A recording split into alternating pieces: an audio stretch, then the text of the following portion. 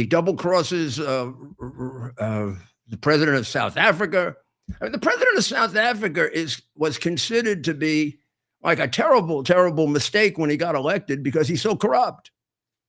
Who took over for another corrupt president. And not only that, he's an out and out communist. I don't know. I think a picture is worth 1,000 words. So I got to show you the picture that nobody else. Did you see that at any communist American publication? By that I mean the New York Times, the Washington Post. Did you see that in any of those, Ted? Did you see those anywhere? No, I didn't see that anywhere. Why? I mean, look at Putin. Putin's looking at him really, really. So Ramaphosa is in favor of Hamas. He's against Israel, big time. He was in favor of Russia, banging away at the Ukraine. Not only that, he supplied arms to Russia to kill Ukrainians. Europeans are in love with Ukraine, right? And if Trump doesn't want to give them enough arms or something, or fast enough, Ukrainians, that's terrible. But Ramaphosa Pupapa here can give Putin arms to kill Ukrainians. And, oh, gee, it's a shame that Trump mishandled him. He's also got he's also up the backside of the guy in the middle, too, China. And China is screwing him big time. Big time. That's why he's here, sucking up. He's sucking up because China's ruining their economy. It's payback time for China. You know, doing business with China is like doing business with the mafia. So they come in and they say, oh, we're going to help you with steel production. Okay, that's one that broke out about 2 months ago. We're going to help you with steel production. We're going to show you how to develop steel, and you're going to have a nice industry. And they had a pretty nice steel industry in South Africa until China sold its steel to South Africa at less than cost by subsidizing it. These are the unfair trade practices they use. Right now, they're on the verge of losing 100,000 jobs. South Africa is. They have a 35% unemployment rate because China is stealing their steel industry. This is what China does. I know this from 4 or 5 years ago when I went to a conference of African presidents, didn't include South Africa. I think Zuma was the president then, and nobody would be seen with Zuma. He was such a crook. The ANC is not what it used to be. It is an instrument of the Communist Party. They all, I mean, even back in liberation times, they were way too close to Red China and Russia. But now they're up their backside and they're getting screwed. China's doing payback time to South Africa. South Africa can't do much for China. What kind of ally are they? They're a drag on China. So they're going to kick the living daylights out of him, which is why he wants to do business here. Well, Trump basically said to him, you're not going to do business here unless you straighten out, pal. First of all, there was an article saying, is Trump really mad at him because he's killing white people or because he's double-crossing Israel? I don't know, both. But double-crossing Israel, I mean, the South African government has been anti-Israel and to the point of anti-Semitic from the very beginning, that they became free. So please, don't do little fairy tale history, huh? Left-wing little fairy tale history. South Africa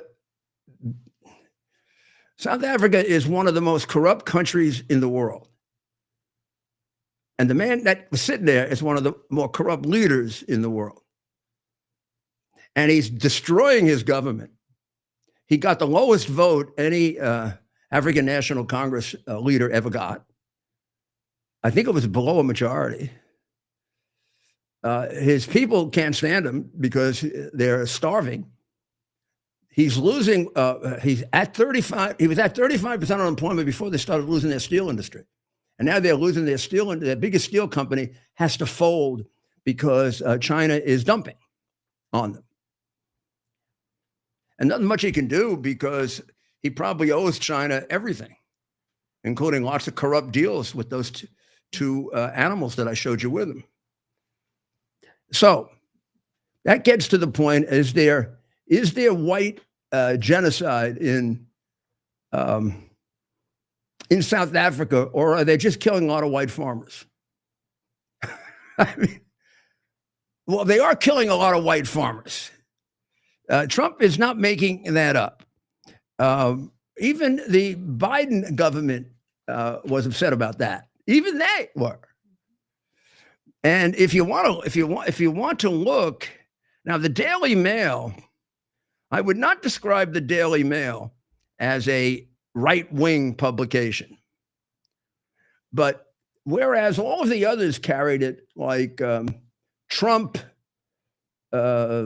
falsely accuses South Africa, they do fact checking. Trump is all wrong. But this is the headline for today in the Daily Mail, which has covered this for 5 years, 6 years. Want to take a look at it? Scroll down a little, Mayor, on your laptop, right down.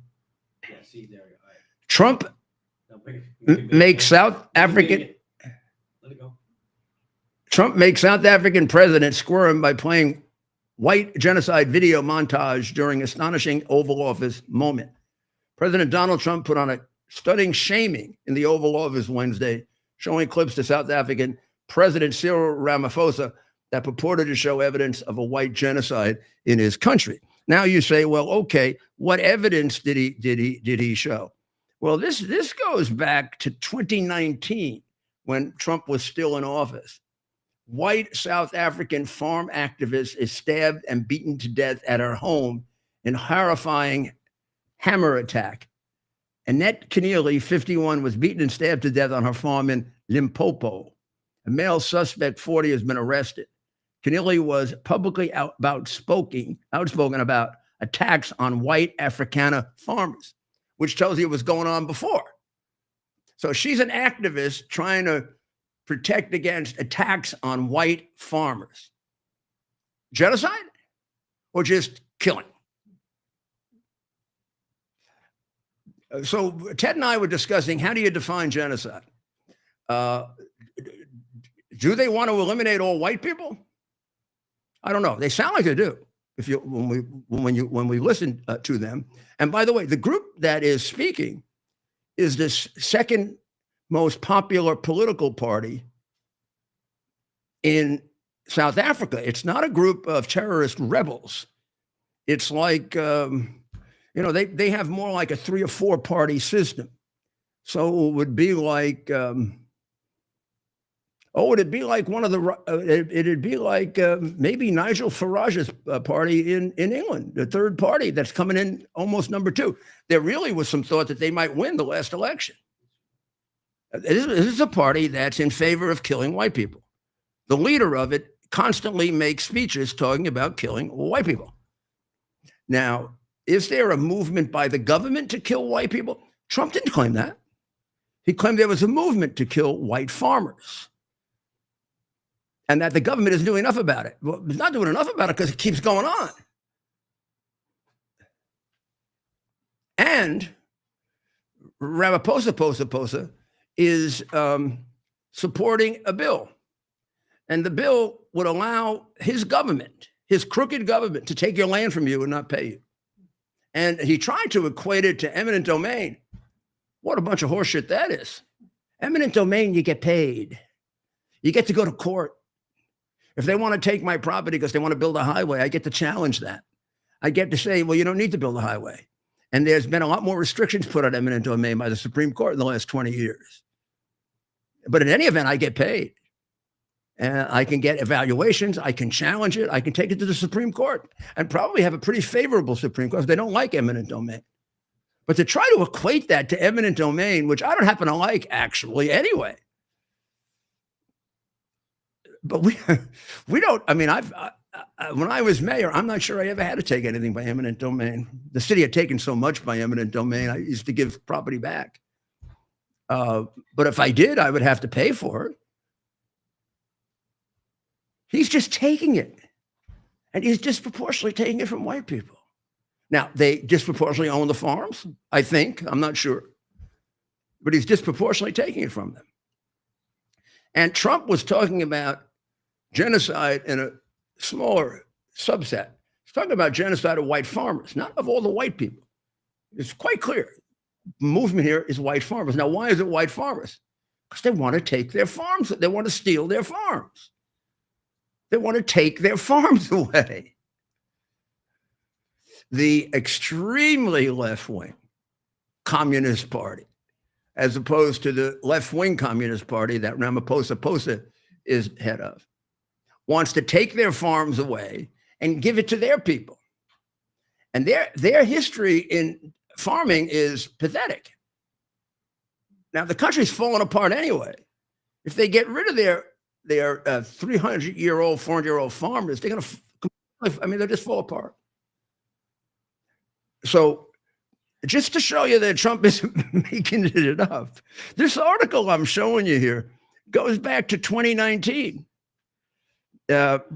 She got stabbed and beaten, Annette Keneally, because she was a outspoken critic, an activist.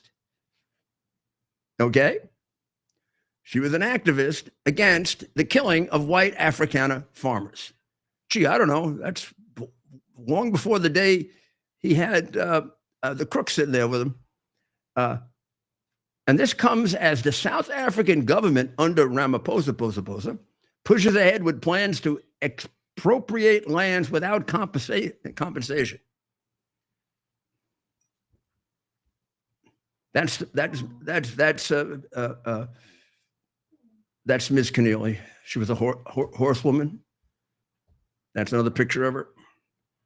Keneally was a publicly outspoken supporter of the white Afrikaner community and former counselor with South Africa's opposition Democratic Alliance Party.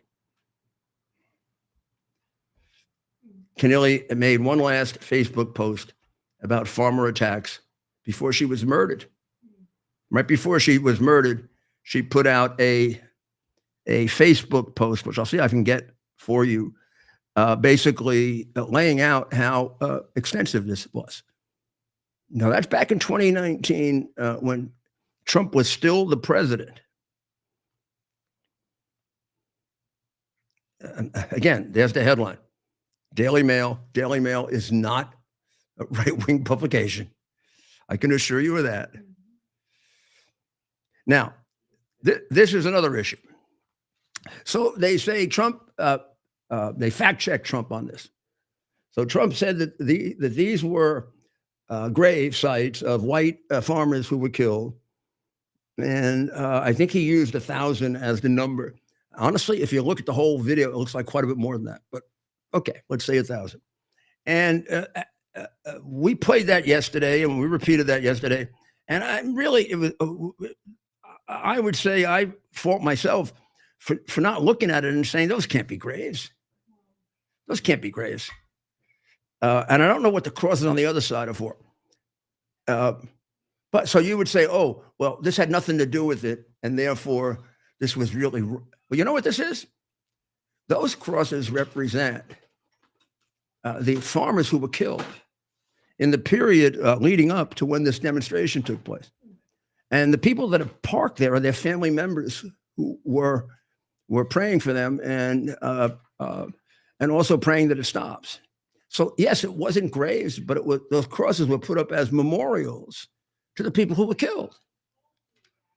So I don't know, is it when you say wrong, wrong, wrong? Well, but right. Also, it does show the prevalence of how many of these people were killed. So we're going to take a short break. And when we come back, we're going to have a very, very good friend of mine and a very, very good friend of New York and of the Jewish people, probably one of their great heroes, Dov Hikind. And we're going to talk to him about the tragedy that occurred in Washington today. And then we'll come back to this later. We'll be right back. U.S. Army Major Scott Smiley paid a high price serving our nation. Scott was leading his platoon in Iraq when a blast sent shrapnel through his eyes, leaving him blind and temporarily paralyzed. Scott would become the first blind active duty military officer before medically retiring years later. Thanks to friends like you, the Tunnel to Towers Foundation gave Scott and his family a mortgage-free, specially adapted smart home. Show your support for America's heroes now. Donate $11 a month to Tunnel to Towers. Are you ready for some action? I'm ready for action. Get the Elite TV plan only through the portal. 218 channels, and it's only $69.95 a month, Wow. including your free portal. That's cheaper than everyone else. Your favorite sports, movies, news, Wow. even daytime dramas. We're talking about ESPN, OAN, Newsmax, Wow. channels you can't get anymore in certain areas. Compared to the competition, this is a way better deal. Endless selection. Not to mention all the free music channels. There's over 700 premium and classic movies all ready to go. Wow. Plus, they got catch-up TV that allows you to go back and watch what you've missed or want to watch again. Cut your cable in half and get twice as much for free. Way more channels for half the cost. After the first year, the subscription then drops to $57.95 monthly, Wow. where you change or upgrade anytime. Go to QUXNow.com and get yours today. Use promo code RUDY. Act fast. Why And don't we we're have back. video? And we're back. Are we back? We are back. Well, that's good. I'm glad I'm back. Thank you. This is Rudy Giuliani. I'm back with you on the America's Mayor Live, and I have with me Dov Hikind, who is one of the main leaders in the Jewish community, both in New York and nationally. And I would say probably one of the bravest and most, I'm not going to say outspoken because what he says is accurate, but somebody who I find to be, I just admire him. I mean, the man stands up for his people and he stands up for good people, and he's independent. And Dov, today is a very bad day, a very sad day. I saw a picture of those two young people this morning, first thing when I woke up, and I cried. I mean, they're so beautiful, and they wanted to get married, and please explain to us, because I heard you say this, how we brought this on ourselves. This is not something that just happened like that. Yeah. First of all, it's great to be with you, Rudy, and you look great. You do too. Okay, that we agree. We're good. Look, over the last 6 years, let's go before October 7th. The numbers in terms of anti-Semitic incidents in New York, all over the country, were growing like we've never seen before. I call it Jew hatred. And yeah, I know. And in particular, I think, excuse me 1 second, but I think anti-Semitism is too mild. It's too euphemistic. I don't find it conveys any longer. When I hear people say, even though I hate Jew, like saying Jew, it sounds, but Jew hatred, a Jewish hatred, or that's what it is. It's like that's what it is, exactly. 2,000 year mental illness. No question about it. So the numbers were getting quite bad. When we're talking here about, Jews taking their yarmulkes off. I had someone at my Sabbath table, a young man, who said to me that when he goes into Manhattan, he removes his yarmulke. He takes off his yarmulke. In New York. This is New York. This is your New York that you brought back to life years ago. Wasn't I the mayor of the biggest Jewish city in the world? Yeah. I used to tell Ehud that and Bibi. Yeah. So things were bad, and all this hatred was coming really from the left. the liberals, the mayor of New York, de Blasio, he always wanted to talk about the right, the alternate right.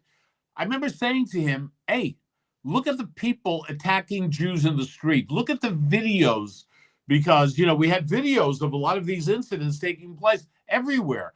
And, but, they didn't want to admit that there was a serious problem on the left. You know something, Rudy? I wish I could go back to the period before October 7th. As bad as it was in terms of anti-Semitism, right. I wish I could go back to that. Because since October 7th, things have completely gotten out of control. And what happened last night, it was bound to happen. It was only a question of time before people were murdered because they were Jews. No other crime. By the way, it didn't matter if they were Zionist Jews. It didn't matter if they were atheist Jews, if they were Orthodox Jews, it didn't matter if they were Jew. Being a Jew is what it's all about. So it was only a question of time. Jews being assaulted, fear being created for the Jewish community, students at universities, their rights being taken away because of the fear that's created by people who are marching around. And again, I want to make this clear. If you are in support of the Palestinians, I don't have a problem with that. That's perfectly fine. This is America. You have a right to express your view. But when you're out there and you're supporting Hamas and you're supporting Hezbollah and the Houthis and Iran, when you're supporting terrorism, when you're burning American and Israeli flags, when Israel is the little Satan and America is the great Satan, on and on and on. The hatred, you can see the hatred for America. I know it's about Israel very much, but they hate America. The values of our country, they've got a real problem with what America's all about.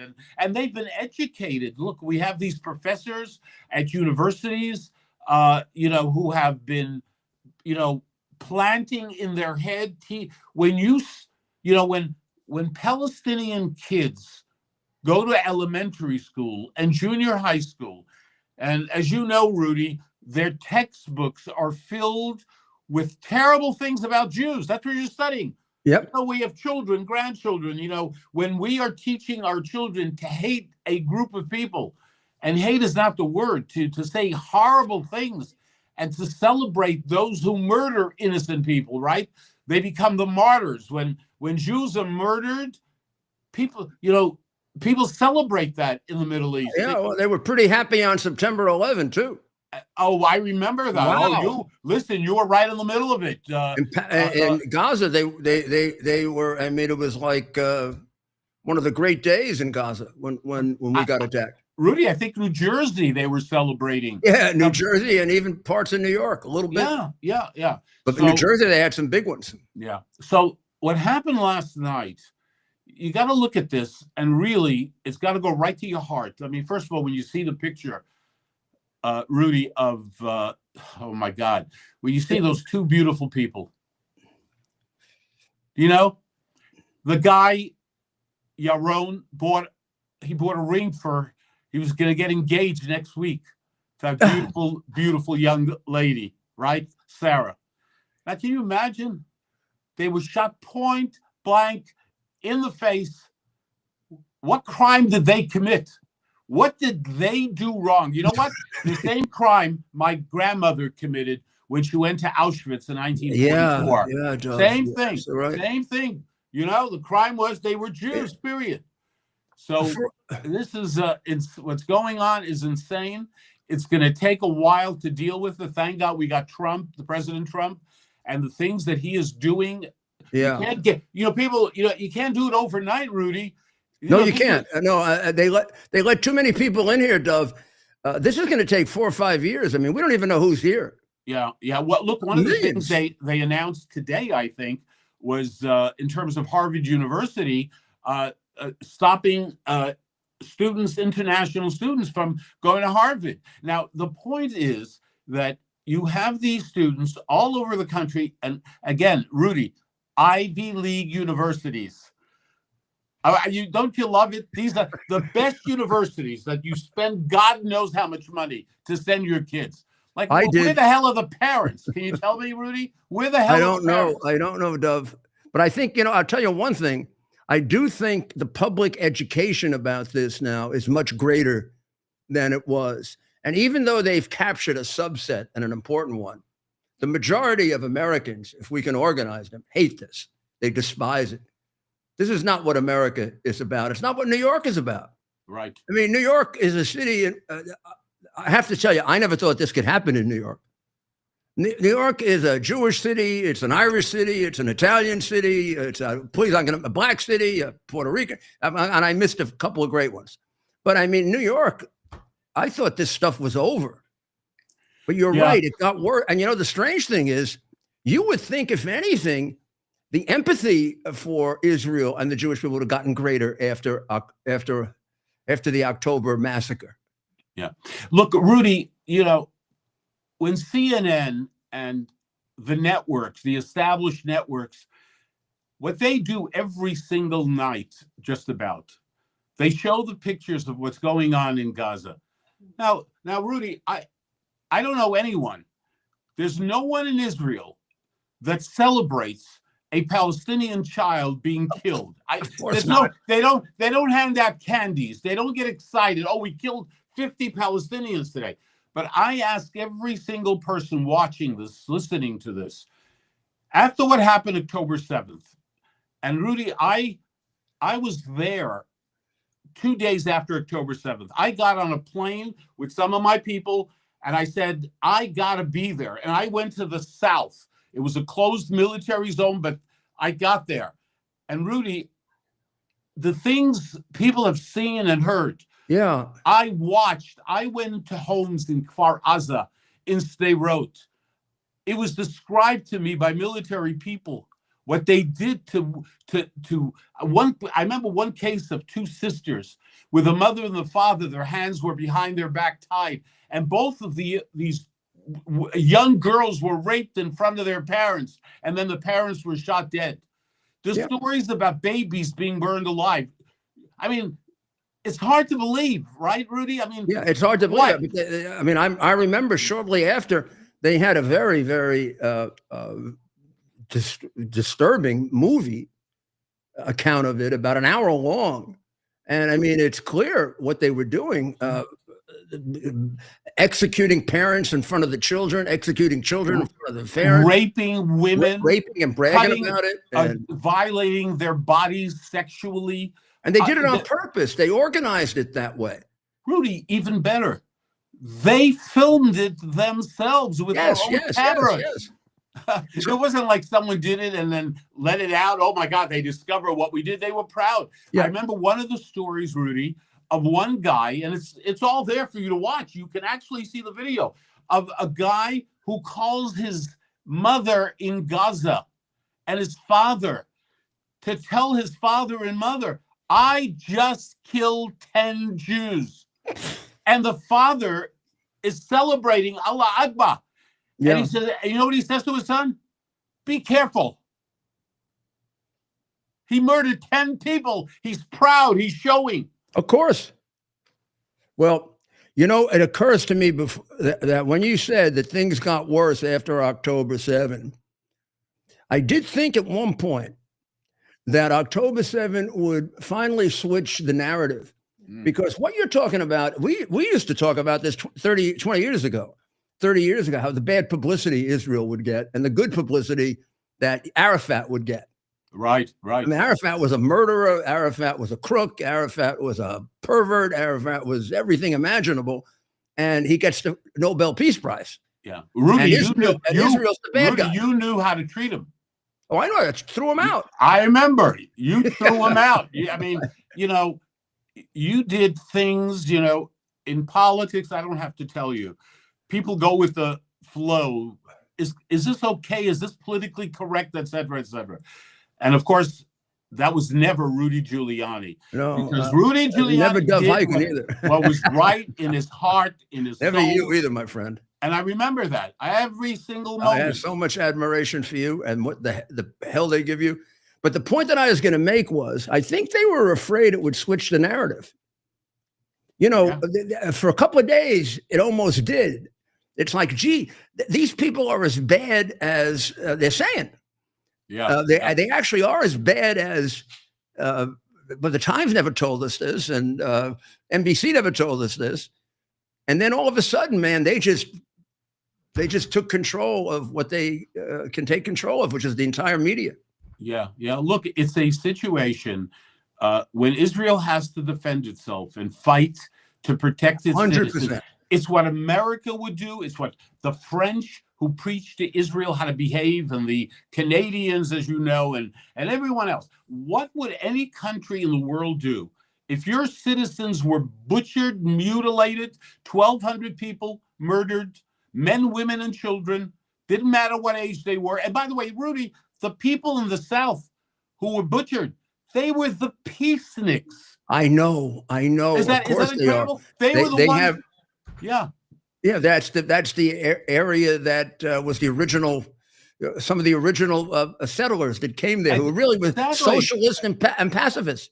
Right. That was not occupied territory. That was not BB territory. Exactly. They didn't vote for the right. They didn't vote for BB or anyone on the center right. They voted on the left, the Labor Party. And these were the people who would take people from Gaza to Israeli hospitals, people with cancer. They were the ones, these were the people. And they were butchered like cattle. Well, Dov, we're going to have you back. There's going to be a lot more to this, unfortunately. And as you say, it's going to take 3 or 4 years or more, as long as we get off on the right track. And I think we are on the right track. I know most of the people who are in charge of this now, and they have the same views and the same feelings that we have. Absolutely. Thank God. Listen, thank God for that, Rudy. Thank God for that. Well, God bless you, Dov. Yeah. You take care of yourself. Great to see you. Great. And you look amazing. I'm telling you, I don't know what you're doing. All right. I'm telling you. Take care. Take care, Rudy. Take care, my friend. All the best. God bless you. He has. That's an exceptional guy, by the way. I'll tell you his whole history at some point, but he was a Democrat assemblyman and one of the leaders of the Democrats in the assembly. And he may still be a Democrat, as far as I know, but he never backed off honest support for the state of Israel. He is the antithesis of Schumer. If Schumer is the great traitor, he's the great hero. He stood with his people, as he should have, because his people are being, I don't know how to describe it. I don't know how to describe this. It used to confound me back in the 90s, maybe even the 80s, but certainly in the 90s when I was mayor and had to deal with Arafat. And it used to confound me how the publicity would get switched. That the Palestinians were the heroes and the Israelis were and the Palestinians were killing us. Israelis never killed Americans. You know how many Americans Yasser Arafat killed that I could have proved if they let me do it? 27. He ordered an American in a wheelchair thrown into the Mediterranean, and the opera about it leaves it out because whoever the opera composer is a slime.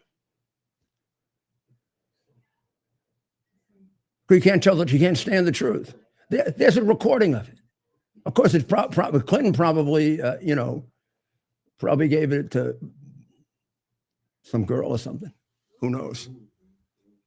I mean, Clinton had no time for protecting us. I mean, gosh, he was in love with Arafat. When I threw Arafat out of the UN celebration, the New York Times said I was going to, cause a war or something.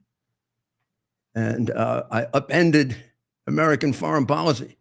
I said, well, I wanted to, because American foreign policy is homicidal. It's going to get the Jewish people killed. And after that, and he's absolutely right about this. Don't ever think, hating us is almost like they don't even have to think about it. I actually believe they hate us more than the Jewish people. I really believe that. They just can't take us on right now. And they say that if you listen carefully, and nobody listens carefully because NBC, it's terrible. They will never just say death to the Jews or death to Israel without saying death to America. Every Friday in Iran, since who knows when, they chant, actually they chant three things now, but there used to be two. Death to Israel, death to America, and death to the MEK. Every Friday in Tehran since this Ayatollah has been in. And the books that he's talking about, by the way, we paid for through the UN. Those books are written by the UN that say, you should, the only way you're going to handle this is by eliminating the Jews and then the big Satan. And then they don't only exhort young people starting at about 2 or 3 years old to hate us. They then do practical demonstrations on how to kill us when they get to be around 4 or 5. So now that every Palestinian is exposed to that, whether you're in Gaza or you're in the West Bank. So that's why I'm afraid of the Palestinian people. I'm not. I mean, Dove said, if you like the Palestinian people, I understand that not all Palestinians are like that. I also understand the power of brainwashing. Every Palestinian who was born and brought up in Palestine has been subjected to massive brainwashing to hate you and to want to kill your kids, American kids. You got to go a long way to prove to me you overcame that. I know Palestinians who have. And of course you can. But the idea that, well, gee, the Palestinians are okay and let's let them in. There's a reason why they don't let them in Jordan. There's a reason why they don't let them in Egypt. There's a reason why they don't let them in Iran. The Ayatollah won't take them. First of all, they're the wrong Muslims. They're Sunni. And the Ayatollah is a Shiite. Now, he'll make an exception because he can, like he did with Hamas, because he can misuse them. But I think if it ever became the Islamic Republic of the world, he'd get rid of all the Sunnis. But okay, we're going to take a short break, and we're going to pray for Yaron Lashinsky and Sarah Lynn Milgram and their families. Just for one moment before we take a break, let's just pause for a second and let's pray for their being taken into paradise and their families.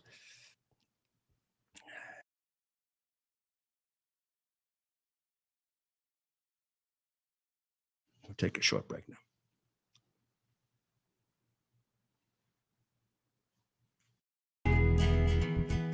Here we are, pretty much at the beginning of the process here at this pristine, I call it a laboratory. It's not like a factory, it's like a hospital. This is the beginning of the process for roasting. Deep grain, very good quality. Most people don't use this quality. We deal with small farmers because they like to know who we're dealing with. They give us the highest quality, all organic, non-GMO. You should know all Arabica beans, no Robusto, all Arabica. They're going to go into the roaster, and it'll get roasted for about 20 minutes or so.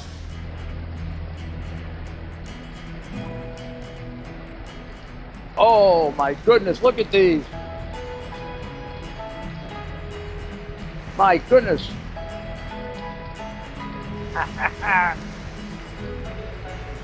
You're going to want to specially order these.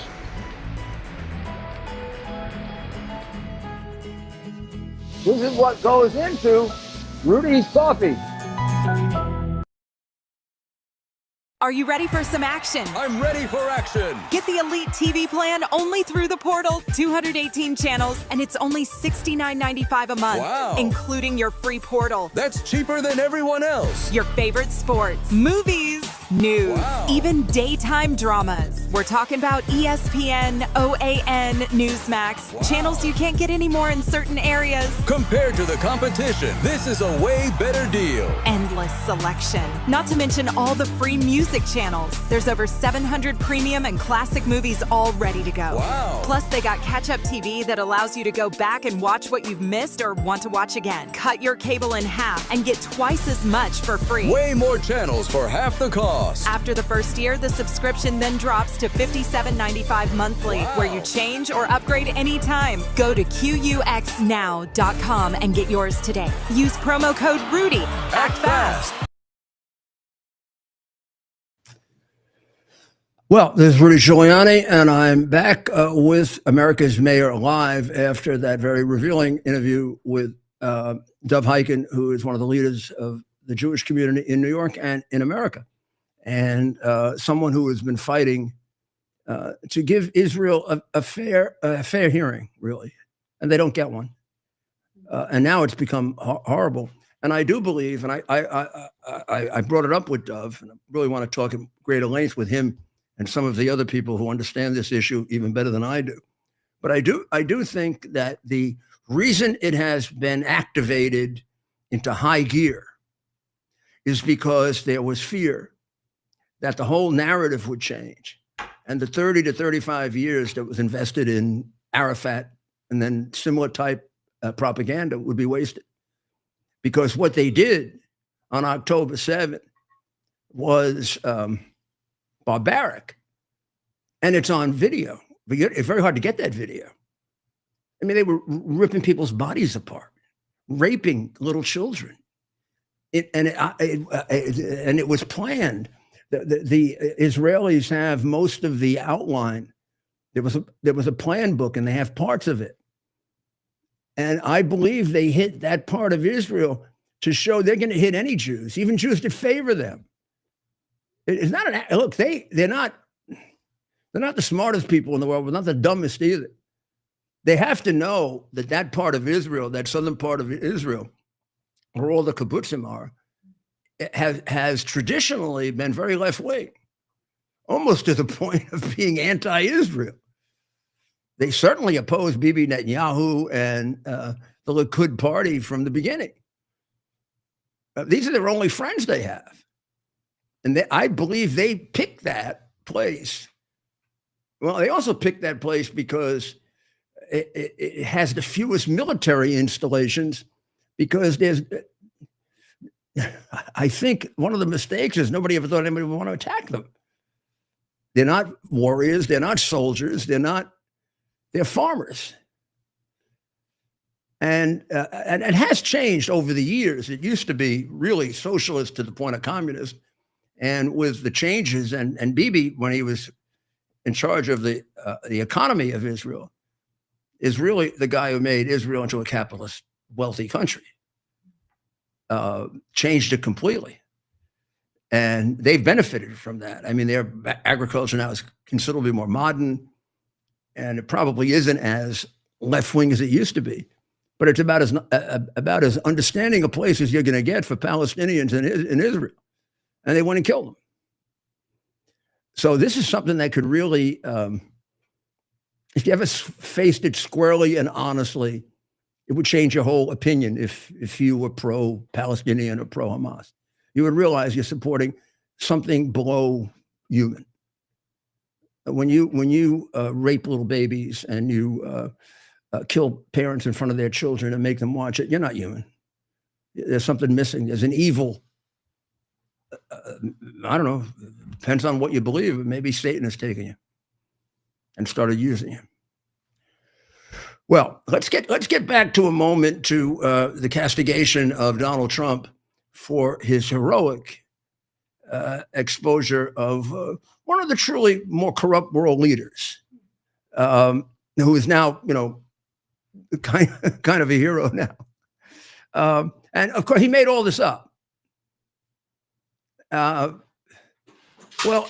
I don't know. I want you to take a look at this headline, which goes back to 2023. Okay. That's the Daily Mail. I don't know. Can they see that, Ted? That's the Daily Mail. That's an English paper, by the way. It's an English what would you call it? A tabloid, right, Ted? Right. Okay. Unfortunately, I have the online version, so you got all those pictures in between, like Joe Rogan and Hidden City and famous drummer and Scott Jennings. That's the story right there. But there's the story. Okay, now this goes back to long before Ramaphosa showed up to try to bullshit Trump because he's getting squeezed by China. He needs America now. He's a communist. He loves taking pictures with them and doing stuff with them. He's condemned Israel. He's supported Hamas. He's in favor of the Russians killing the Ukrainians. I mean, that should wipe him out with all the liberals, right? Right. All the Democrats. I mean, we weren't doing enough for Ukraine. Well, one thing Trump and Vance never did is give guns to the Russians. Well, Fatso did. Who was sitting on the couch. The guy gave guns so that they could kill Ukrainians. And now all the left wing love this guy. Oh my God, to suggest he would be involved in white genocide, ooh, or turn his back on white genocide, ooh, he just wants to take their property and not give them any money. I mean, isn't that normal? Yeah, basically for the mafia, for terrorist groups. So Trump made it up, except this Sue Reed here. There's been a murder a week on farms in South Africa this year. That's a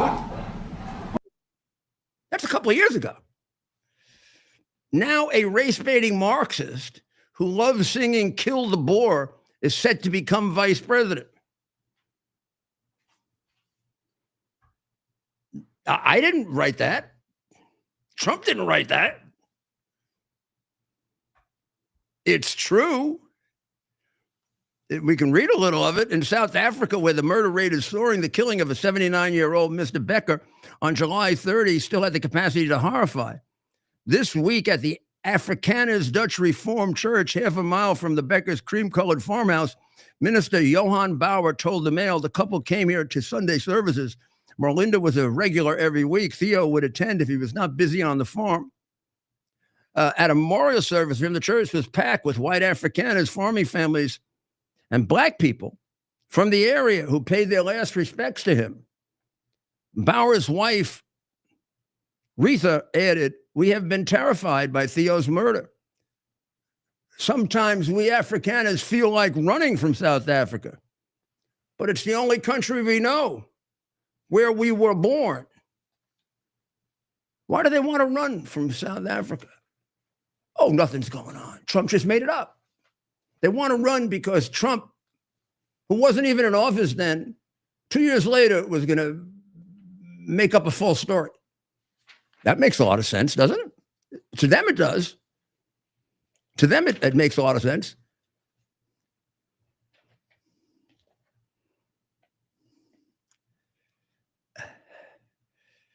Then we have the ugly rally of the Economic Freedom Fighters.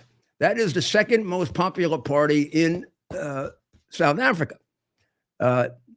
It declares itself Marxist-Leninist, so it's a little more honest than Ramaphosa. It wants to seize private property without compensation, just like Ramaphosa, particularly farms such as Theo Becker's, just as Robert Mugabe did in neighboring Zimbabwe. Is he a hero, Mugabe?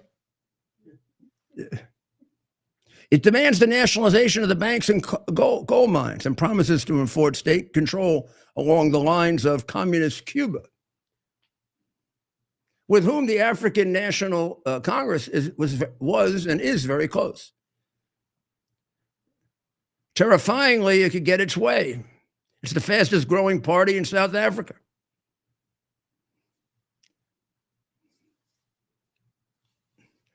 In vast swaths of the country, it's the dominant party. It outstrips the African National Congress. Now, he was a member of the African National Congress, and he broke away because he's somewhat to the left.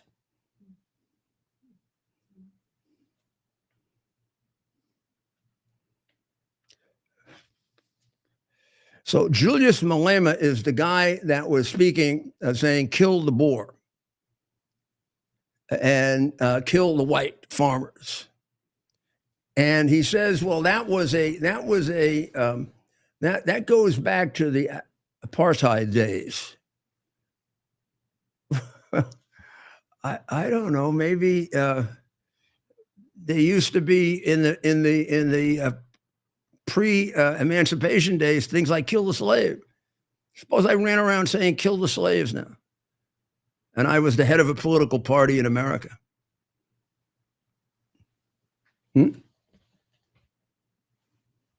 Kill the Boer.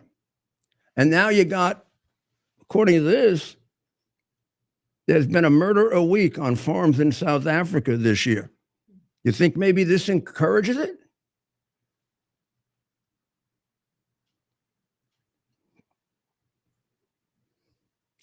The hideous kill the Boer rant has also been denounced by the world's richest man. This is before he supported Trump. South African-born Elon Musk, who claimed Malema is orchestrating white genocide and should be stopped. South Africa's ANC president, Cyril Ramaphosa, has remained silent. While the country's human rights court has said that any rendition of kill the Boer is not a hate crime. Sounds like they approve it.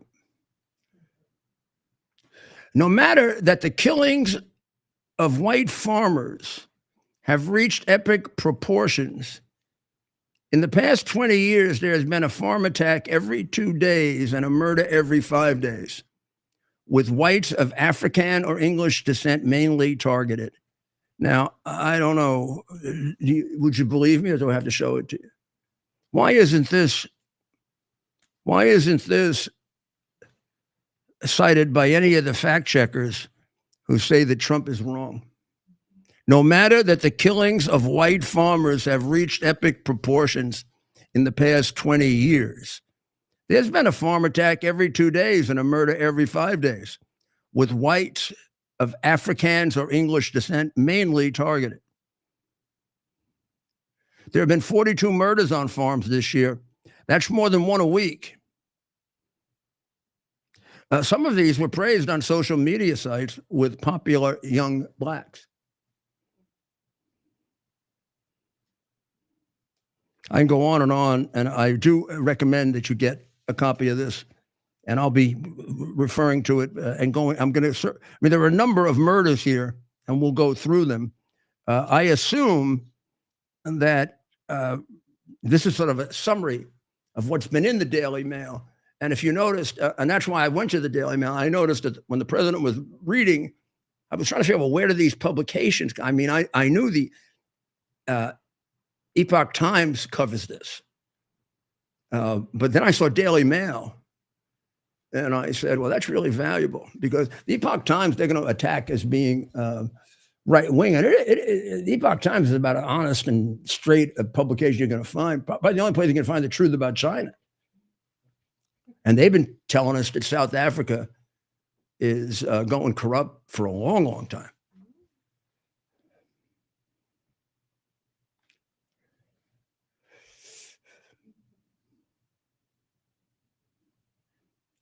Oh, boy. Well, there's a lot more here, and we've got other things to cover.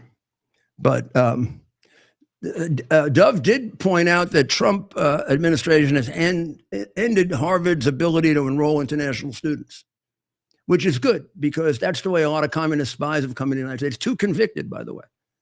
And then Biden rolled back that program. Roll back the program, finding them. Well, I mean, if you give him 31 million, that's at least he could do. I mean, nothing compared to giving up the Bagram Air Base 400 miles from China. That earned some of the 31 billion for the crooked little bastard. I mean, why would we trust Harvard to take in anybody from overseas? They're anti-American. They're pro-communist. They're pro-Hamas. They're anti-Jewish. But they won't cooperate with the administration in trying to change their systemic anti-Semitism They were declared to be acting unconstitutional by the Supreme Court just a year ago against Asians. So why? First of all, the last thing we need right now are people from foreign countries selected by people with Marxist instincts. They've had a chance to dump millions of those on us in the last 4 years. So this is very, very good. And Harvard should get nothing from the federal government and let them work on their $50 million or billion or $1 trillion endowment. Maybe that'll come down real quick. I don't know why anybody should pay them, by the way. It's ridiculous to pay them. I mean, they can, anybody they want can go there for nothing. They've got so much money. What if I get my money back?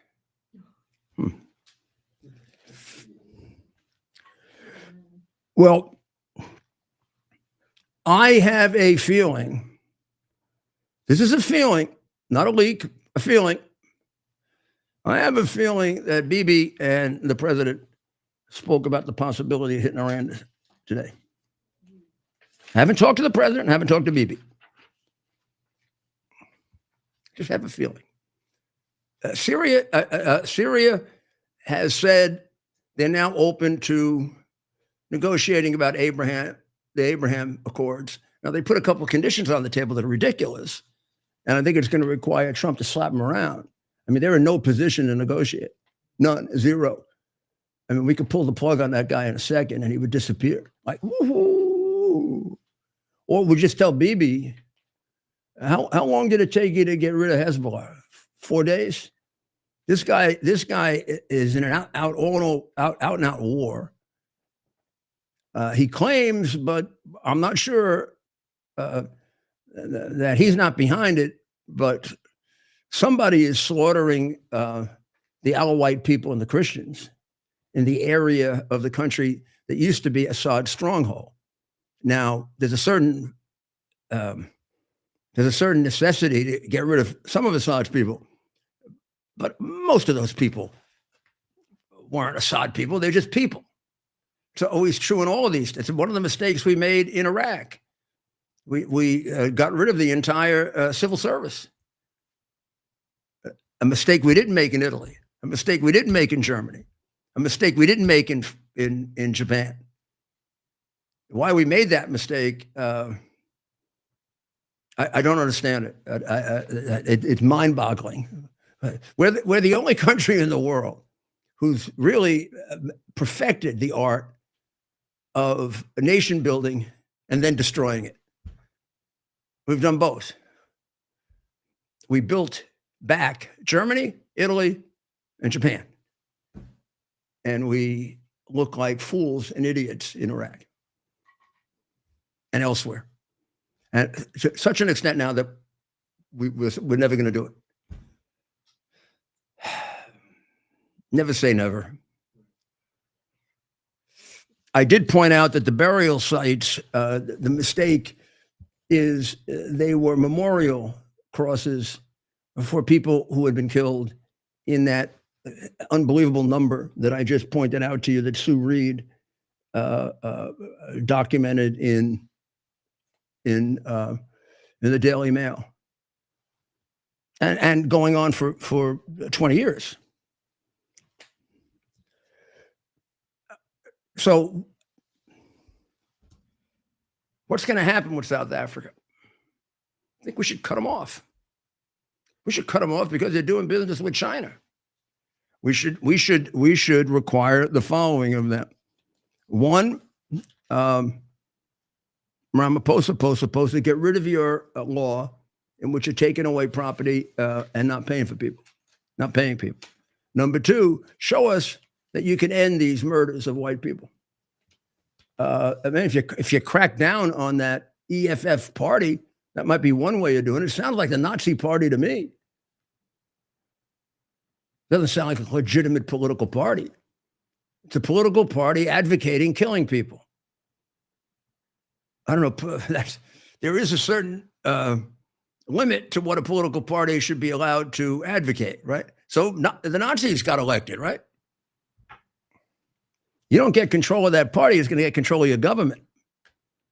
And I don't know, maybe you have some deal with them so you can get a lot of money. I mean, you guys are a bunch of crooks, but I mean, you got a country at stake. So whether it's genocide in capital letters or genocide in small letters, an awful lot of white farmers are getting killed because they're white. That's racism. There's no such thing as only one kind of racism. There are all different kinds of racisms and all different kinds of sick hatreds.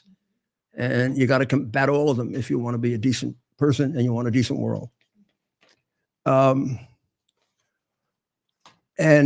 by the way, this is the time to do it. Ramaphosa is on the balls of his, and China can't help him. They got no money either. Trump, you've crushed them. You've crushed them. That's why they're sucking up to you. I don't even know why you gave them the 3 months. I know to keep the market steady, to make sure that our silly little sissies don't go crazy. But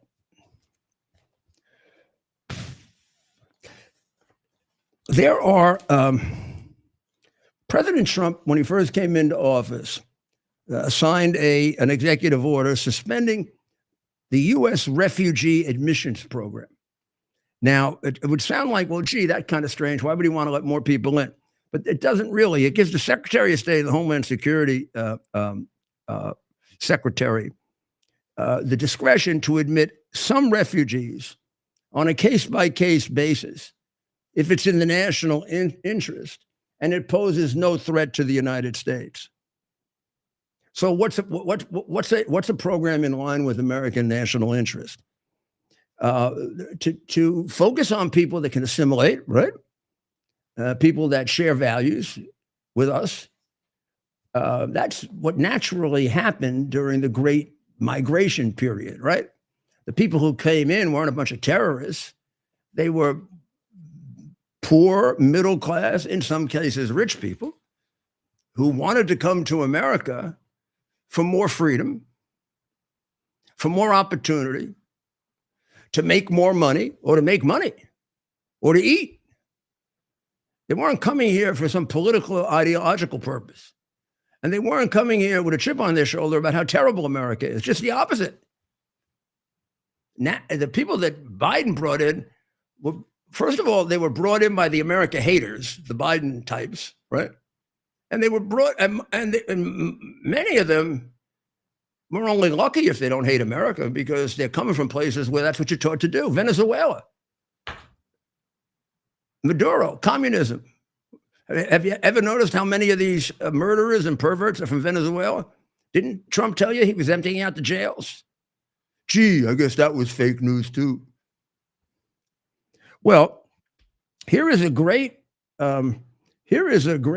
recommendation from a gentleman I do not know, but he makes an awful lot of sense. It's in the Wall Street Journal. His name is Luma Sims.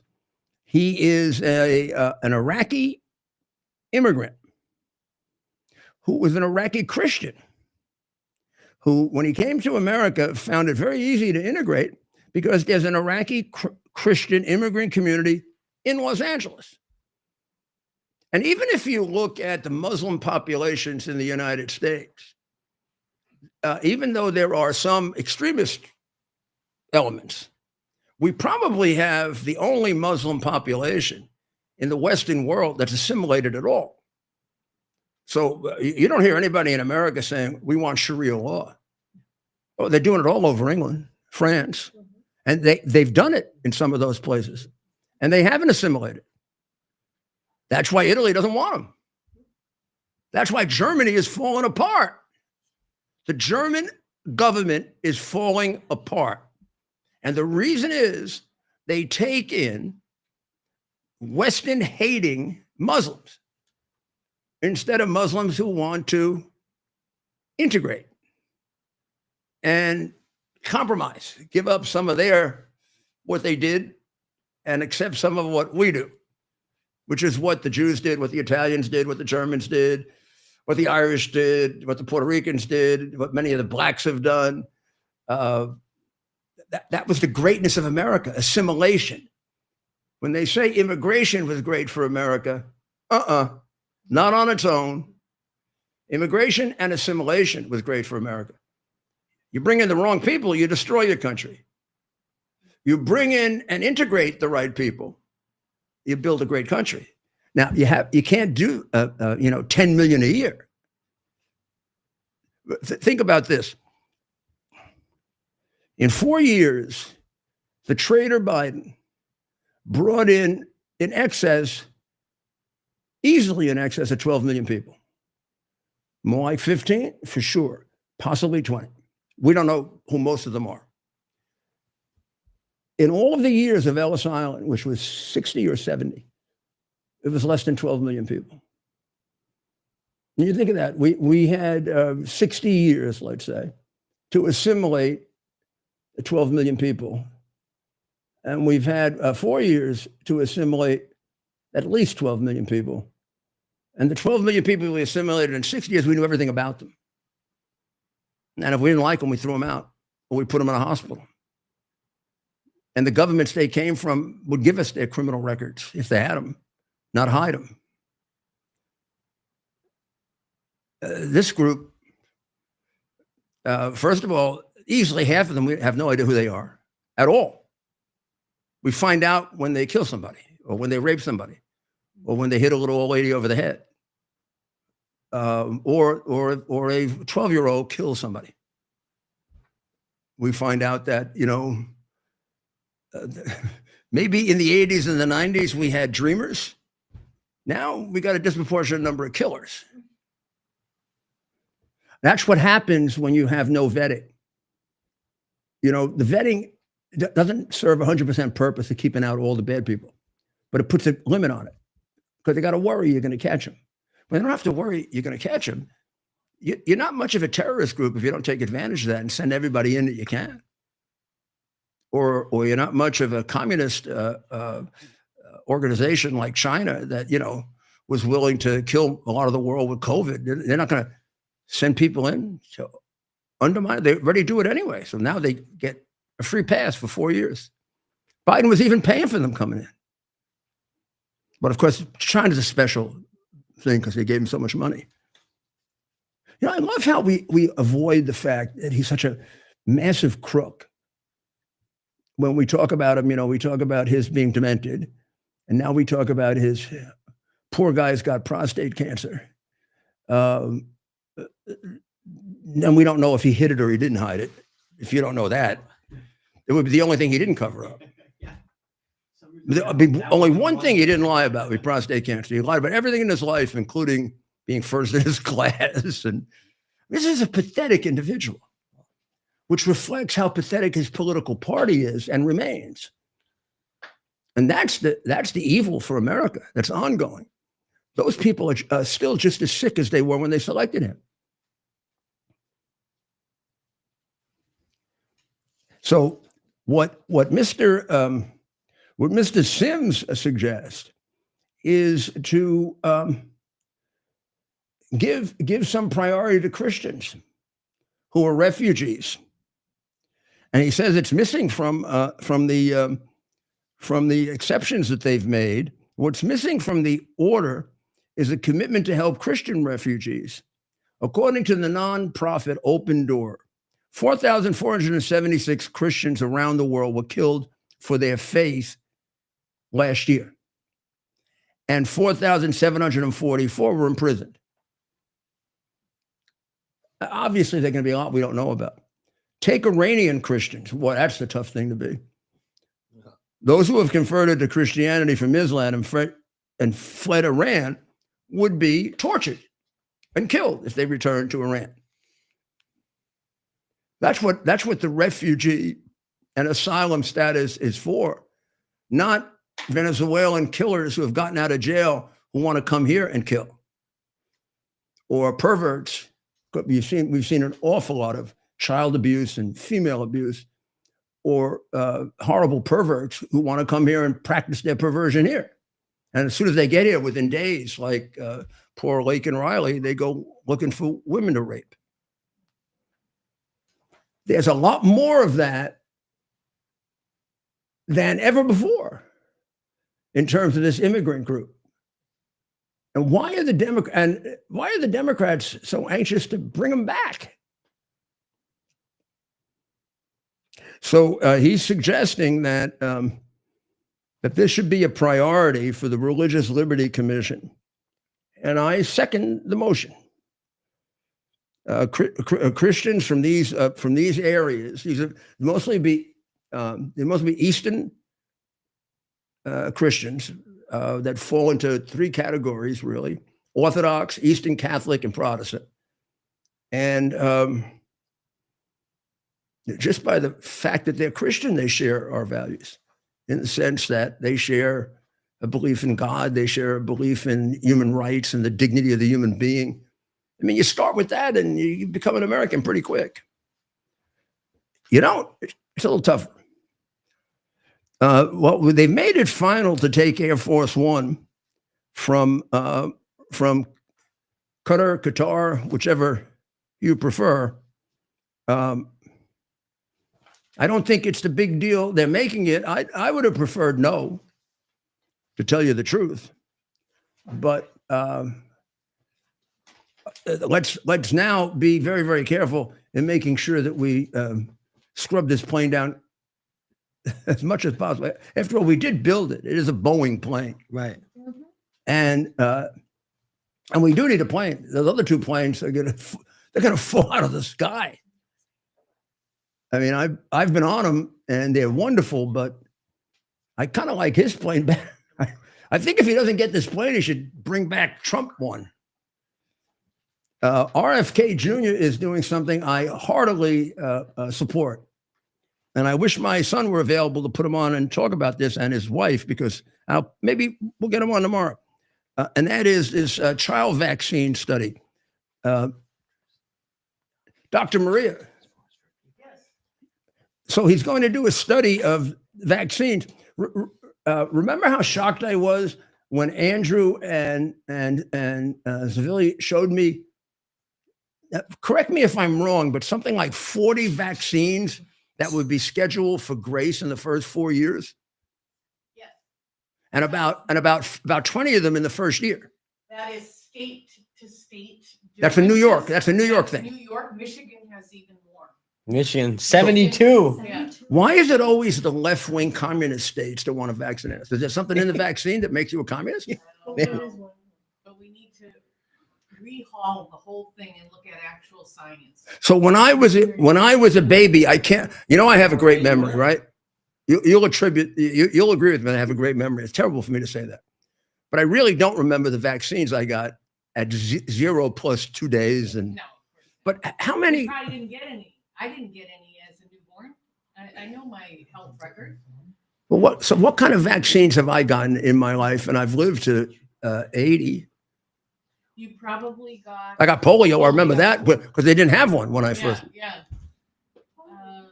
Polio was a thing. Yeah.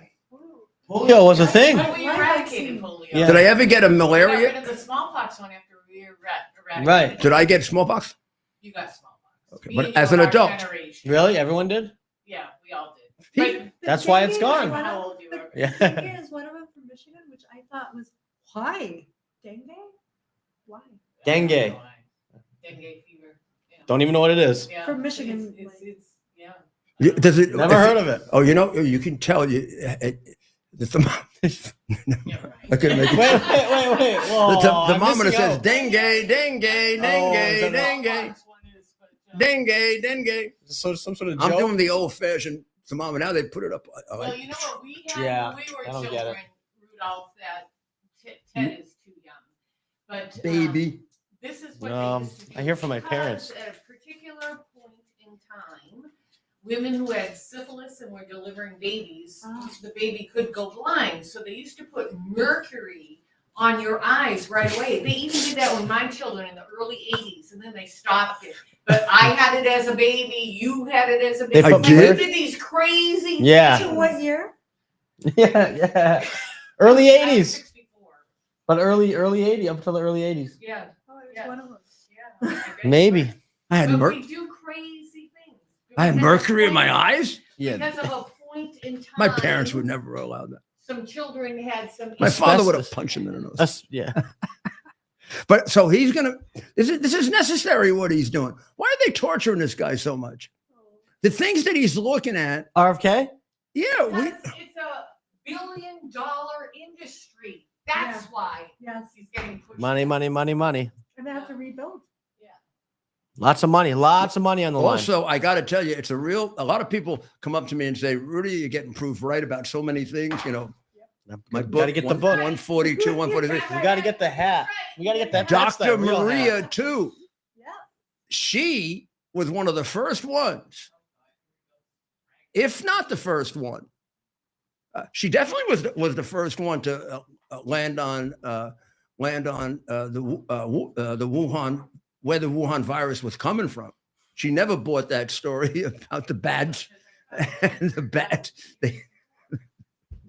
The bats were the people in Wuhan. Bat theory. The first time I heard this, I knew it was Chinese crap. The bats, and it was one of these guys like who's writing the book now about the cover up that he covered up. Jake Tapper's writing a book about his own cover up. That's crazy. Jake Tap. Going around asking, well, how did the media cover this up? Tap. Yeah, that guy's got Jake Tapper. Jake Tapper. Jake Tapper. Right. Jake Tapper. I bet he must have been really upset when somebody like you said that it really wasn't the bats. It really, this is a really hard, I mean, she got it absolutely right, but this wasn't a really hard deduction to make, at least at one level, which is, here's a very strange virus, never seen before in the world. And there's this laboratory in the middle of Wuhan working on a virus just like this. Right. And the laboratory has a history of being extremely negligent. So negligent that the UK quit a year before. These are some of the early facts that I had. So I'm going to go look at people eating bats and then we quickly find out that in that area of China, they don't have bats. The only bats they have were brought there to the Wuhan laboratory. So if it did come from the bats, it came from the bats inside the laboratory. Now the question becomes, did China do it on purpose? The first interview with the first informant, I shouldn't say informant, I should say whistleblower. They're not really informants, they were honest people. She was sent there by the government to study it, and she was shocked, and she was afraid they're going to kill her. So she ran away, and she was scheduled to do an interview on Fox, and Steve Bannon had helped bring her over.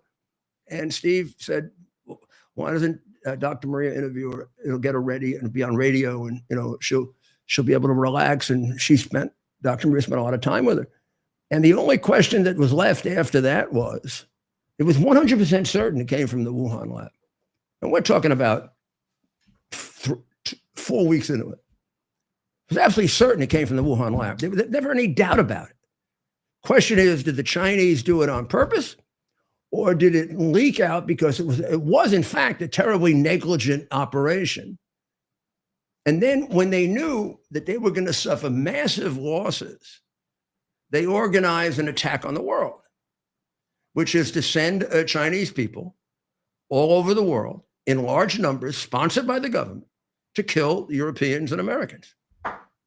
Which is why Trump in February of 2020, way before anybody else did it, after making a mistake and crediting Xi Jinping with being very open, because he didn't know at that point that Xi Jinping wasn't telling the truth. He quickly found out, and he cut off all Chinese. And the communists here went nuts. Pelosi, Biden, Hillary Pillary, all of them went nuts. He was a xenophobe.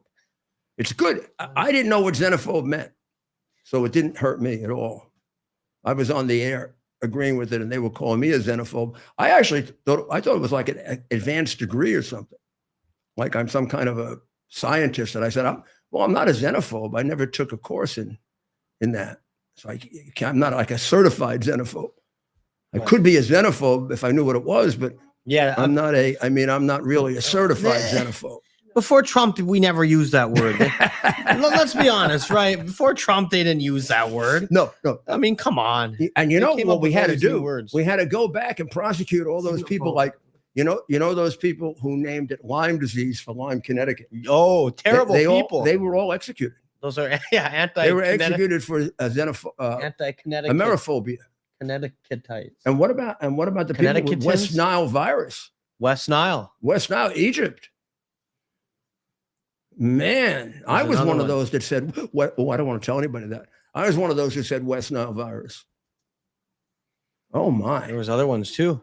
Up until then, we named Spanish the virus flu. after the place it came from. Spanish flu. But because of the Dengue. CCP infiltration of this country and their control over our methods of communication, which is greater than ours, that was eliminated. Nobody says Chinese virus or Wuhan virus, or I call it CCP virus.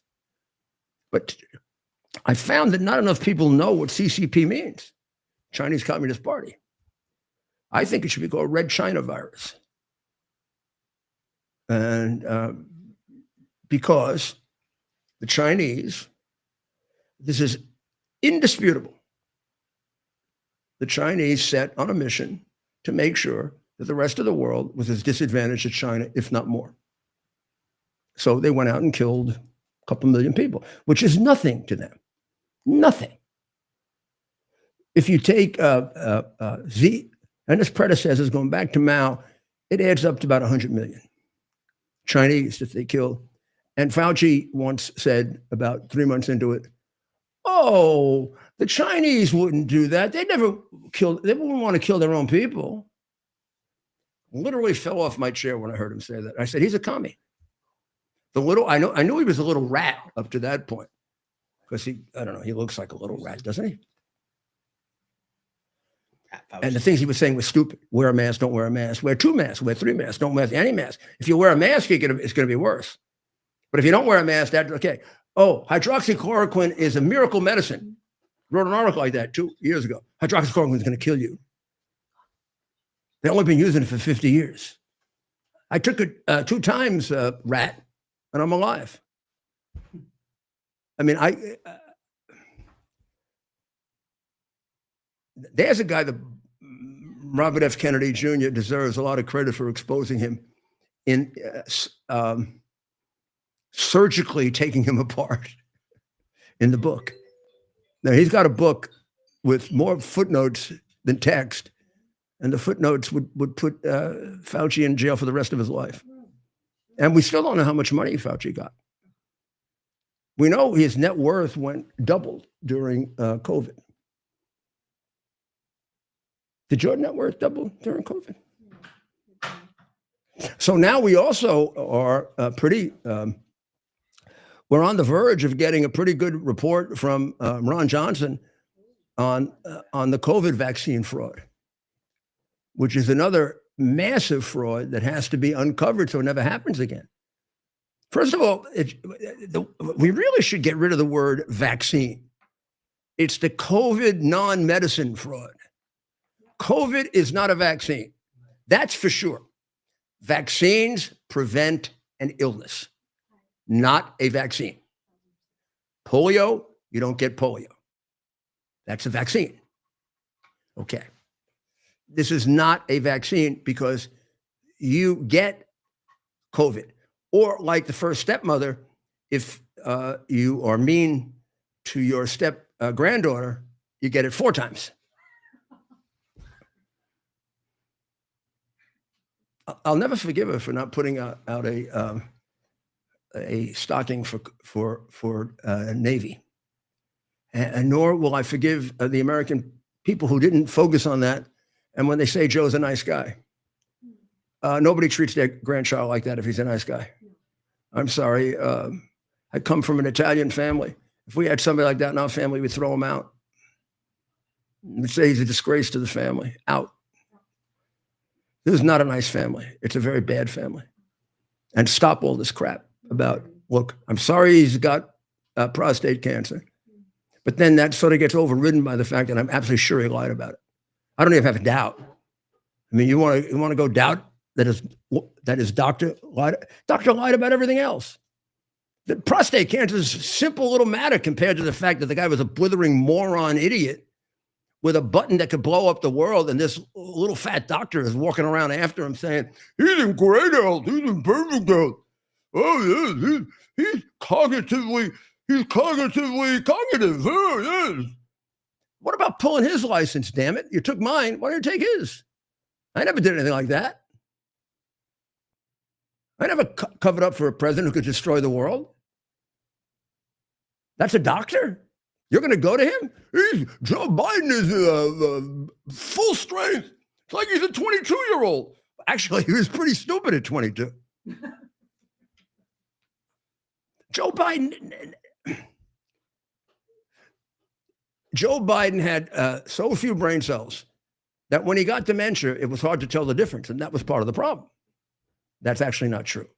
If you were to look at Joe Biden 20 years before, 10 years, 5 years, boom.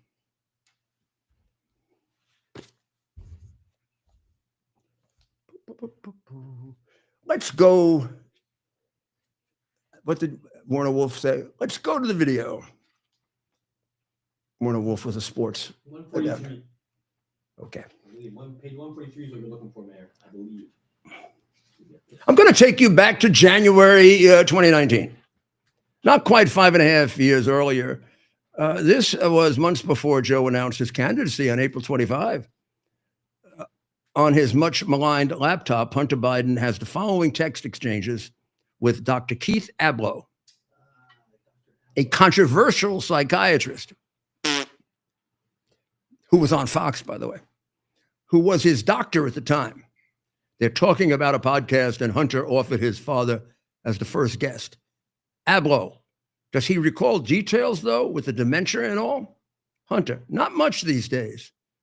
But since it's all fake news anyway, I don't see the problems. Abloh, is he a go for sure running? Hunter, according to inside sources, which I can neither confirm nor deny, he's in it to win it. Hunter could have been a poet as well as a painter, right? He's in it to win it. There's an advertisement about dog food that uses that same phrase. Abloh, any man who can triumph over dementia is a giant. Think what he could do for our nation's needed recovery. Yeah, Dr. Abloh, he did great, didn't he? How many million are dead because of it? Oh, you want to know who I'm counting? I'm counting all those people in Ukraine that never would have been attacked if we hadn't had a demented head in the White House. Putin looked at him and said, boy, I'd take 20% of Ukraine in a second. Hunter, you're such an asshole. But that made me laugh out loud. They go on and on about how demented he is. We're going to take a short break, and we'll be right back, and I'll be able to talk. U.S. Army Major Scott Smiley paid a high price serving our nation. Scott was leading his platoon in Iraq when a blast sent shrapnel through his eyes, leaving him blind and temporarily paralyzed. Scott would become the first blind active duty military officer before medically retiring years later. Thanks to friends like you, the Tunnel to Towers Foundation gave Scott and his family a mortgage-free, specially adapted smart home. Show your support for America's heroes now. Donate $11 a month to Tunnel to Towers. Are you ready for some action? I'm ready for action. Get the Elite TV plan only through the portal. 218 channels, and it's only $69.95 a month, Wow. including your free portal. That's cheaper than everyone else. Your favorite sports, movies, news, Wow. even daytime dramas. We're talking about ESPN, OAN, Newsmax, channels you can't get anymore in certain areas. Compared to the competition, this is a way better deal. Endless selection. Not to mention all the free music channels. There's over 700 premium and classic movies all ready to go. Wow. Plus, they got catch-up TV that allows you to go back and watch what you've missed or want to watch again. Cut your cable in half and get twice as much for free. Way more channels for half the cost. After the first year, the subscription then drops to $57.95 monthly, Wow. where you change or upgrade anytime. Go to QUXNow.com and get yours today. Use promo code RUDY. Act fast. We're back. Hello, this is Rudy Giuliani with his voice back. Isn't that unfortunate? Because I'm going to stay on longer. So, COVID vaccine fraud, Ron Johnson, preliminary report. Looks like there was a reason Pfizer wanted to give its records to the government, but not have them released for 72 years. I don't know. Why don't I just announce that I committed fraud? Why do I have to go through all this? Yeah. I committed fraud. I don't want people to know until I'm dead. Right? Yeah. Pfizer was going to take all of its records and have them sealed for 7. I don't know how they're still sealed. Probably because people were dying like flies during the test. Yeah. I mean, this is like a ridiculous. The vaccine, within weeks, people were getting COVID again. So and Biden was going around even after that was happening, saying, if you don't take the vaccine, you're going to kill people. You're going to kill people if you don't take the vaccine. You're a murderer. If you don't take the vaccine, you're a murderer. Except if you do take the vaccine, you're going to get murdered. It looks like the number of people with myocarditis is over the top. Over the top. And that's the least of it. That's the least of it. And there are people that tell me, Dr. Maria included, and others who, were in contact with, that you're not going to know the real ramification is for about 5 years, maybe 10, because this was not, now this I don't understand, and she's not here right now. She needs to explain. It really wasn't a vaccine from the very beginning. As I understand it, and boy, I could be off, vaccine works pretty much this way. Because I used to take, like, I don't know if you call it vaccines for allergies. And now they only last like maybe a season or two. They don't. So I used to have a terrible allergy to cats. And one of my best friends had cats. And he lived in Philadelphia, and I loved to go visit him and his wife. And they had the most beautiful apartment, and they had great rooms where we could stay up all night and talk. And I'd have to stay in a hotel because I would cry all the time. So I went to my doctor, and my doctor took a little scratch test, and he gives you the allergies here. And if you react to it, like you get a little irritation, it means you have that allergy or you don't have that allergy. So I had an allergy to cats. So he gave me a vaccination that gave me cat allergy. And then I didn't feel well for a day or two. Not bad, sniffling and stuff like that. And then for 2 years, I never had cat allergies. And then most allergies, those kinds of allergies don't last all your life. I used to have hay fever. Don't have hay fever anymore. I used to have new grass fever. Used to get it in New York. I lived on Long Island, so I live where a lot of grass comes up. Used to get it in about this time of year. I'd be sneezing like crazy. Hay fever, you sort of get closer to the end of the summer. I had that 7 years, went away. New grass fever, 6-7 years, went away. I might have even taken an injection for the new grass fever. But this vaccine does not give you COVID, and therefore you develop an immunity to it. I have an immunity to COVID because I had COVID. That's a natural immunity. They haven't figured out how to do this vaccine yet. And most vaccines they can't figure out. Vaccines are notoriously almost impossible for most diseases. It's lucky when you get one. This is some kind of manipulation of your DNA. I don't understand it, but it's a manipulation of your cells, which Dr. Maria, who's had to go do something, from the very beginning was very nervous about. Very, very nervous about it. And when she described it to me, I was scared out of my mind. The Democrats were manipulating my head, and now they were going to manipulate my DNA. There'd be nothing left of me, Ted. So I really wish Ron Johnson the best, and it couldn't be in the hands of a more honest guy. Now, one other thing I got to say to Ron, will you please vote for the big one beautiful bill? I'm going to tell you why. Let's get practical here. If you don't vote for it, out of principle, because you want more reductions or you want more this, more that, we're going to get the biggest tax increase in the history of this country. Why don't we pass the darn thing? Get that big tax thing done, which will help the economy. Everybody making a lot of money. You know, we'll really, and there is, please, just, I'm your friend and listen to me. I know more about this than you do because I ran a government and I lowered taxes and I understand how to use taxes to make more money from lower taxes than higher taxes. It's an art and it's a calculation. And I learned it from Ronald Reagan and from Art Laffer. So when I first became mayor, New York City had the highest hotel occupancy tax around, like 22%.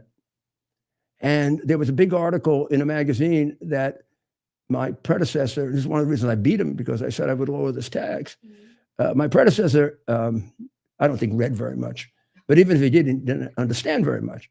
And what they said was, nobody's bringing conventions to New York because you as the individual tourist probably don't look at the tax. Now, if you do, you don't come back to New York because you're paying 22% in New York and 6% in Philadelphia, or 22% in New York and 8% in Chicago. But you know who looks at it? The guy who's booking a 20,000 person convention. Because now you're talking hundreds of thousands of dollars. When they line up the economics for a big convention, it was so bad that the convention bureau for the country had banned New York. We were down to almost no conventions. We were losing millions and millions of dollars.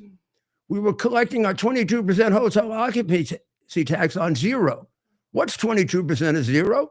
Zero. I changed it. I brought it down to something like 12%. Eventually got down to 8%. But I cut it pretty much in half. I didn't expect it. I knew I could use this for what I eventually did, my chart. But I didn't know what happened right away. I collected more money the first year at 12% than they had ever collected at 22% in the first year, because the amount of business went up. So 22% of zero is zero. 10% of a million is $100,000. So we took it down even further then, and we were making a fortune off it. We were making millions on the hotel occupancy tax, which was down to 8%. We were making nothing on it at 22%. So I went and used that to get the sales tax. I wanted it eliminated, cut in half. Could never get it eliminated because even then I had a bunch of communists to deal with. I mean, people go to New Jersey because they don't pay tax in New Jersey, and they pay the toll. By the time they finish paying the toll and buy lunch and whatever, they could have paid the tax in New York. But psychologically, and when I was U.S. attorney, my Andrew Cuomo's father, Mario Cuomo, who I had a very good relationship with, but didn't stop me from criticizing him when he was stupid. One Christmas, I'm U.S. attorney. It's none of my business, right? But I was angry at him because he said there was no mafia. And I said, and I didn't hit Mario too hard because I liked him. I said, he's just wrong. He's just a silly old Italian. But then all of a sudden, in the newspapers, he's sending revenue agents from New York to the New Jersey shopping centers, writing down the New York license plates numbers so they can charge them the New York use tax. Now, catch this. If I'm a New Yorker and I go to New Jersey and I buy $1,000 worth of stuff and I don't pay any sales tax in New Jersey, I have to declare it on my New York State income tax and pay the use tax in New York. Now, there are 4 people who do that, me and 3 others. Nobody does it. So Mario was getting the license plates numbers so he could figure out when the returns came in. This guy was in New Jersey, but I don't know, that wouldn't have proved it because you'd have to get the guy's bills and whatever. But in any event, I said, it would be a lot easier for the governor. And people thought I was thinking of running for governor. I was not. It was just occurred to me, this is the stupidest thing in the world. Why did they just get rid of the sales tax and they'd all be in New York? And then he wouldn't have to even have these revenue agents and pay them. Right.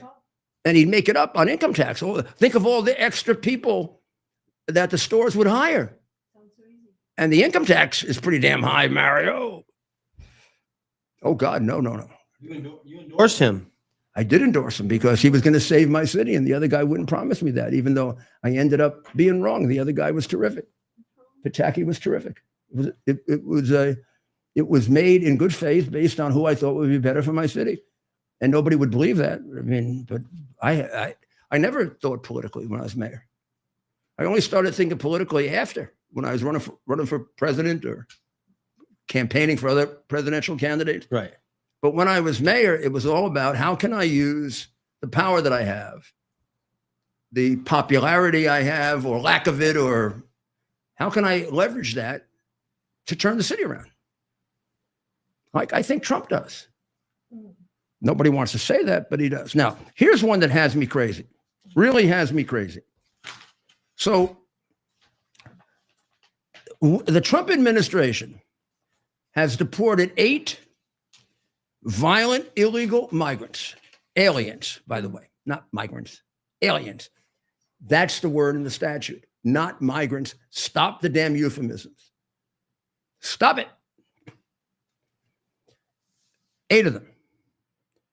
And their crimes are monstrous and barbaric. And no other country would take them. Nobody would take them. So they were put on a flight to South Sudan over the objections of a federal judge who wants us to keep them. Now, one of these people sexually assaulted a 12-year-old. Maybe he wants to see if the guy can get a chance for a 10-year-old. Oh. What kind of sick judge is this? Man, I don't know if I could stay in a room and not punch him in the face. What are you, crazy? Now, this morning I was watching Caroline Levitt, and she put out the pictures of these people, and she said the crimes. This is before I found out that a federal district judge wants to bring them back, like Van Hoopeldoopel in Maryland wants to bring back the wife beater and the human trafficker because he didn't do enough beatings, I guess. But this is completely ridiculous. Now, it is true they come from Cuba, Laos, Mexico, Myanmar, and Vietnam. I don't give a damn. Put them on the moon.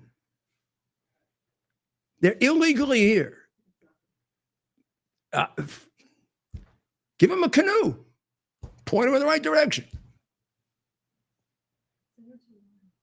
They conducted a deportation flight from Texas to remove some of the most barbaric, violent individuals illegally in the United States. They were convicted of crimes ranging from murder to child sex abuse. And they were shipped off to South Sudan.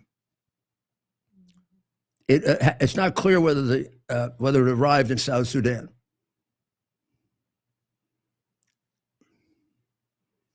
One of them was Naomi Mayant, a Burmese sex offender convicted of first-degree sexual assault involving a victim mentally and physically incapable of resisting. A person had autism. He was sentenced to 12 years in prison. Then we have Thong Zay Nilakut, a citizen of Laos. He executed a German tourist. A judge ruled that U.S. officials must retain custody and control of migrants removed to the African country. In case he rules the removals were unlawful. U.S. District Judge Brian E. Murphy, is he really a U.S. judge? This could be a mistake. Handed down the ruling after immigration advocates said the Trump administration was booting the migrants despite a court order restricting removals to other countries. Department of Homeland Security Rep. Tricia McLaughlin insisted Wednesday the administration was acting lawfully and had given plenty of prior notice to the migrants and their attorneys. Do we have Caroline? From the Yeah, giving us the breakdown of who these people are. Yeah, it might be a good way to end the show. What I'm going to tell you is, and we'll pick up on this tomorrow. There's a editorial in the Post because of LaMonica McIver. LaMonica McIver is like that bull-like who's banging around two different federal agents. Now, there's nothing that says that a member of Congress can assault federal agents. There's no such thing as assaulting a federal agent. If you're a member of Congress, you can't assault a federal agent. I'm sorry, McIver. You may be a big bully, but you're just lucky they didn't knock your teeth in. They'd have been justified, by the way, in doing that, in knocking you down and putting handcuffs on you. Although with that big fat belly, I don't know how they would get the handcuffs around you. You should be thrown out of the house. I think to remove vicious illegal criminals in the United States. Wait. All of these individuals. Okay. So along with that, and this guy Murphy, who, by the way, belonged to an organization, a pro-illegal alien organization, before he became a judge, which bans calling them illegal or aliens, even though that's what the federal law calls them. Wouldn't that be enough to disqualify him as a judge? He's not willing to apply the federal law. Right. He wants to make up his own language. But in any event, it'll tell you his prejudices, right? So, I mean, is this guy going to take him home with him? What are we going to do with him when we get him back? Right. Let's listen to, so pray for the people of Israel. Or pray for the people of Iran so they can be free. Pray for the people of Ukraine. Pray for us with these crazy, I mean, Trump is doing everything to keep us safe, and the Democrats are doing everything they can to hurt us. And I'm going to tell you this again, and we're going to get to the bottom of this. This editorial about they're insane, the Democrats are insane, gets to my point a little bit. There's something seriously wrong with the core of the Democratic Party. It's not just political. It's not the usual political. There's something seriously wrong because the things they are espousing are insane. It's insane to bring these people back. Insane to be advocating for them. Insane to be wasting time on a country that needs to straighten its debt out, has to straighten up so that it can defeat China and hold off China. A country that has lots of problems and our people getting along the right way. We still have a lot of crime problems, and we got about 18 million people. We don't know who the hell they are here. Disproportionate number of which has something wrong with them. Otherwise, they wouldn't have come here the way they did. So we got a lot of real problems, and they want to make them worse. I don't get it. There's something wrong. There's something evil. Could it be Marxism? Yeah, I think it's deeper than even Marxism, but I don't know what it is yet. But I see there are other people that see the same thing I see. Maybe a little bit more study and your help will figure what it is. But And of course, this does not apply to the general group of Democrats, but the party is run by a certain group of people. It's not a systemic problem, but it's not an isolated one either. It isn't like only Biden had the problem or only Hillary had the problem. They all have it, or they're massive cowards who will not speak out against evil, which is what they've done with anti-Semitism. They've let it dominate the party, and even the Jewish members are afraid to speak out against it. Well, that's evil.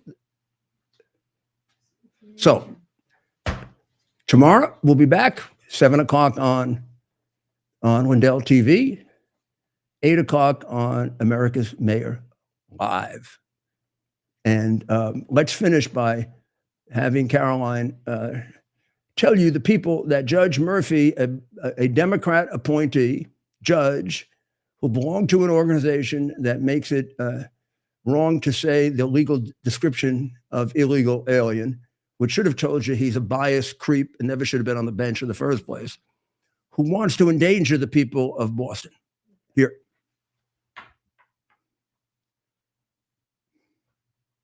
Individuals all of these individuals were sent or are trying to be sent to a third country. And President Trump promised to get vicious, illegal alien murderers, rapists, and pedophiles like these out of our country, and he is delivering, trying to deliver on this promise.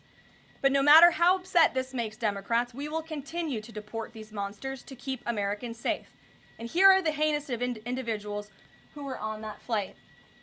A Cuban national, convicted of homicide, armed robbery, false impersonation of an official, kidnapping, and robbery strong arm. A Cuban national convicted of attempted first-degree murder with a weapon. A citizen of Laos convicted of first-degree murder and robbery. A Mexican national convicted of second-degree murder. A citizen of South Sudan convicted of robbery in the possession of a firearm. A citizen of Burma convicted of lascivious acts with a child less than 12 years old.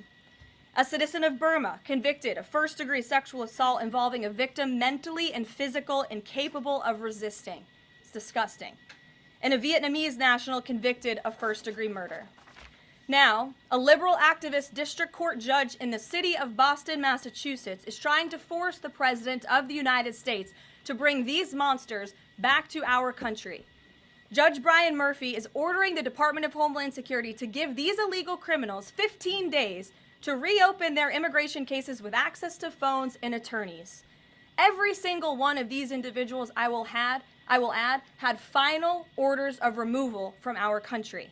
And now Judge Murphy is forcing federal officials to remain in Djibouti for over 2 weeks, threatening our U.S. diplomatic relationships with countries around the world, and putting these agents' lives in danger by having to be with these illegal murderers, criminals, and rapists. This is complete. The judge for endangering the lives of the agents and for interfering in foreign policy. He has no role in foreign policy. The Congress has a shared small role in foreign policy, but pretty much it's the exclusive province of the executive branch of government, Article 2. The branch of government that has no role in foreign policy is that jackass judge, anti-American jackass judge. Judge Murphy, get the hell off the bench. You're endangering people. You want to bring these people back, there's something wrong with you. There's something wrong with you. Either you're crooked as hell, or your Marxism has addled up your brain, or being in Massachusetts around Harvard is a contagious disease. But in any event, God bless America. It's our purpose to bring to bear the principle of common sense and rational discussion to the issues of our day. America was created at a time of great turmoil, tremendous disagreements, anger, hatred. There was a book written in 1776 that guided much of the discipline of thinking that brought to us the discovery of our freedoms, of our God-given freedoms. It was Thomas Paine's Common Sense, written in 1776, one of the first American bestsellers, in which Thomas Paine explained, by rational principles, The reason why these small colonies felt the necessity to separate from the Kingdom of Great Britain and the King of England. He explained their inherent desire for liberty, for freedom, freedom of religion, freedom of speech, the ability to select the people who govern them. And he explained it in ways that were understandable to all the people, not just the elite. Because the desire for freedom is universal. The desire for freedom adheres in the human mind, and it is part of the human soul. This is exactly the time we should consult our history. Look at what we've done in the past and see if we can't use it to help us now. We understand that our founders created the greatest country in the history of the world, the greatest democracy, the freest country, a country that has taken more people out of poverty than any country ever. All of us are so fortunate to be Americans. But a great deal of the reason for America's constant ability to self-improve is because we're able to reason, we're able to talk, we're able to analyze. We are able to apply